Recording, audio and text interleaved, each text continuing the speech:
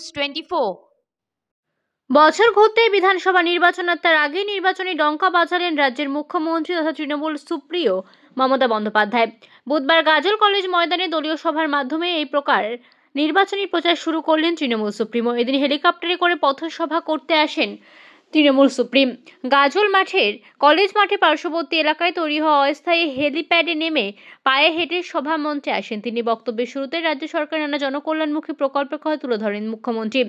এরপর নিশানায় নেন বিহারের নির্বাচন এবং এসআইআর ইস্যুকে। বিজেপিকে চরম কটাক্ষ করতে শোনা যায় মুখ্যমন্ত্রীকে। এরপর আদিবাসী মহিলাদের সঙ্গে আদিবাসী নৃত্যে পায়ে মেলাতে দেখা যায় মুখ্যমন্ত্রীকে। প্রায় ঘণ্টাখানেক সভামঞ্চ থেকে মুর্শিদাবাদের বহরমপুরের উদ্দেশ্যে বেরিয়ে যায় মুখ্যমন্ত্রীর কপার।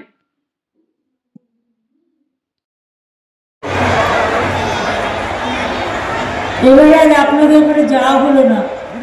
আবার যখন এরপরে আসতে হবে প্রেস কর্নারে, এরপরে প্রেস কর্নারে আসতে হবে, নিয়ে ঘুরে ঘুরে বলবো, প্রেস কর্নারে আসতে হবে, এরপরে ঘুরে ঘুরে বলবো।